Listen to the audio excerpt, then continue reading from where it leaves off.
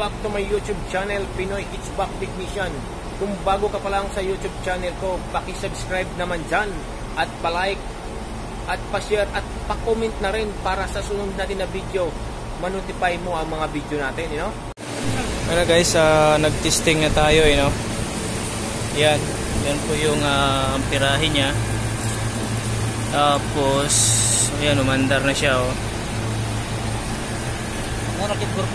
Yan, mainit na siya. Yan. Pati yung filter, mainit na. Check natin yung solenoid valve. Oh, mainit ba yung solenoid valve? Mainit na nga ang ice. Tapos yan. Obserbahan lang natin to kung bababa ba siya. Tapos check natin tong indoor.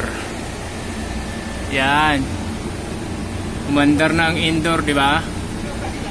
Okay, obserbahan lang natin yan kasi iba yung sensor yan. Yung original na sensor hindi pa natin naikabit. Okay? Ito yung sensor niya dito. Ayan, oh, bumaba na siya guys, oh. Okay guys, at least na solved na natin yung problema, napagana na. Nagpalit lang tayo ng pan kasi tumigas yung pan. Okay, ito si Kumare ng Nepal, si Abay ng Jinsan Mindanao. Yan. Bukas yan guys, ayusin pa natin yan. Magpapalit pa tayo ng sensor dyan. At least na ngayon, ano pa yan, chinik lang natin kung pa-under ba talaga. Okay. Ano yung araw guys na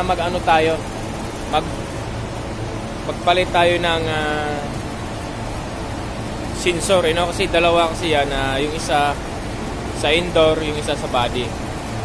Tatanggalin muna natin ulit yung blower doon para may kabit na natin yung sensor. Kaya tara na guys. Ang una-una, tanggalin lang natin tong mga tornilyo, you know?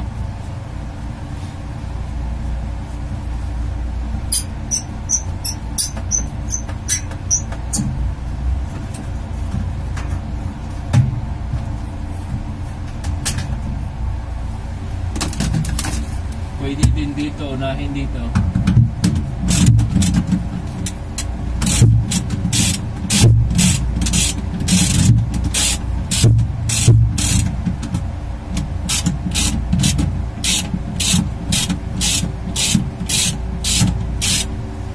Kaya hindi natin kinabit kahapon yun kasi ano pa lang naman yun, testing lang natin yung kahapon kung gagana ba siya.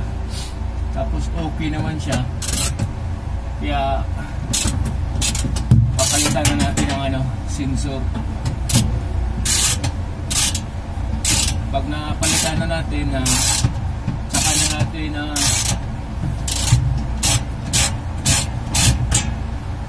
ibalik lahat.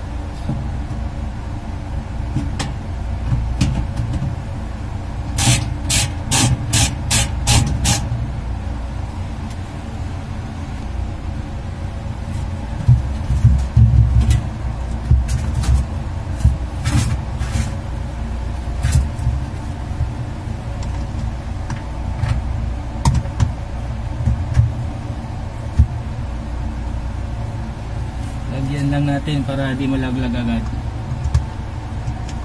Tapos may socket kasi ito. Yan.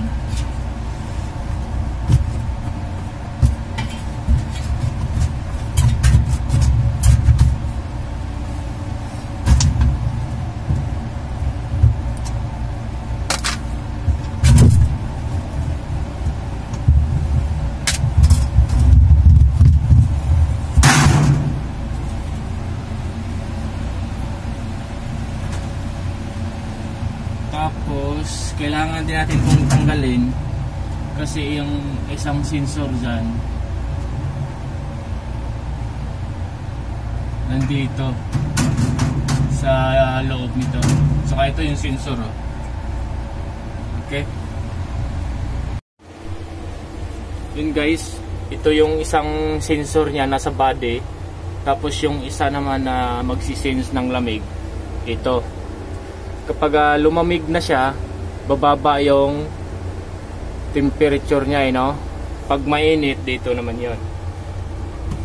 Masisense na yung init, tataas siya bago siya aandar ulit. Tapos tanggalin lang natin to dito. Okay, yung connection ng ano niya. Tapos yung diagram ng control natin, yan po yung diagram niya. Pero ibang ano siya, pero parehas lang naman sila ng connection. Ibang model, pero parehas lang naman sila kung paano tayo mag ano dyan, paano mag kukonek. Yeah guys, magtanggal muna. Guys, pag nagpalit tayo ng sensor, no, make sure lang na same color. Kasi pag binaliktad mo yung kulay ng sensor, may tendency na mag-i-error yung control natin.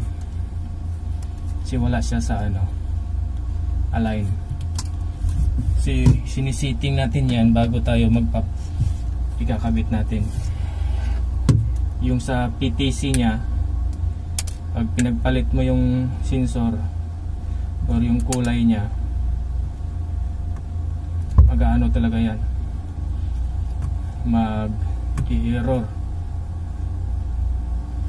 Kaya siguraduhin lang na tama yung pag-ano natin.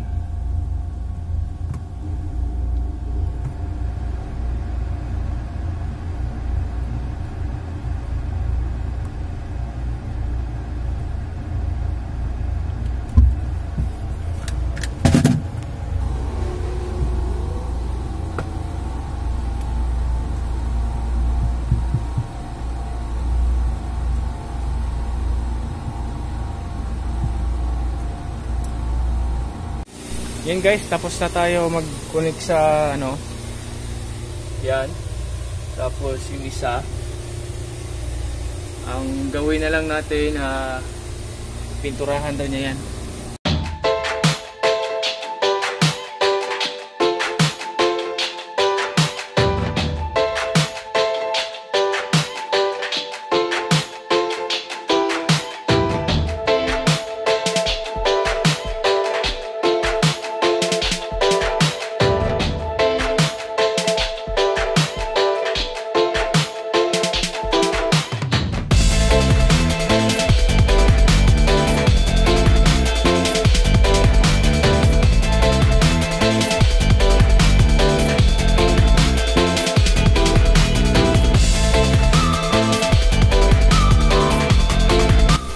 Ayun na guys, tapos na tayo, no, na assemble na natin lahat.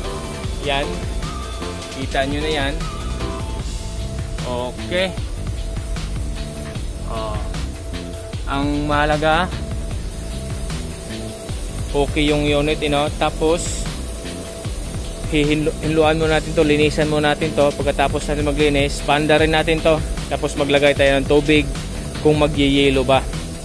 Pag nag-yelo, 100% na yan. Okay.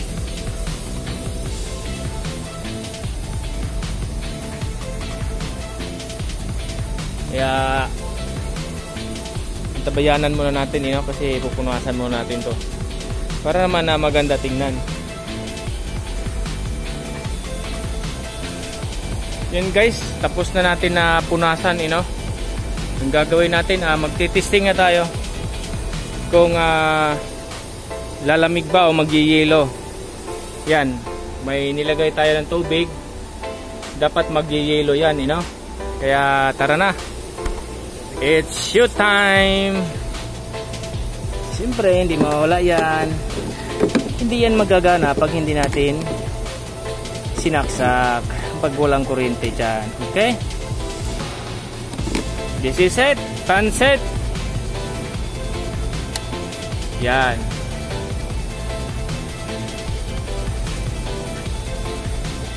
Yun. Yun, gumana na guys. Gumana na siya. Tapos isit lang natin to ng negative. Yun guys, nag-automatic na yung ano natin. 18 ang nilagay ko. Tapos ngayon wala nang blow dito. Ibig sabihin patay na yung compressor natin. I-check lang natin dito sa likod. Yan, patay na lahat. Hindi na umandar yung pan. Ibig sabihin okay yung system natin guys. Ayan bumaba siya ulit. I-check natin yan. Pag bumaba yan ng mga 16, ibig sabihin under to 16 or 15. Pag nag-blow yan dito tapos i-check natin yung kung nag-yellow yun.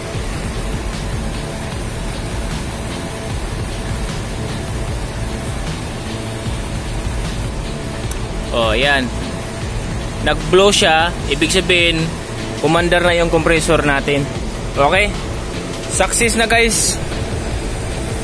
Tapos ito, nag-yellow talaga guys nag-yellow. Tapos yung pan niya success na guys. 100% yung gawa natin. Walang labis, walang kulang. Okay, patayin lang natin to para naman mapagpahinga siya. Tapos nagpalit din tayo ng control ito yung dahilan niya. Yan. Ito. Sunog pumutok yung ano niya.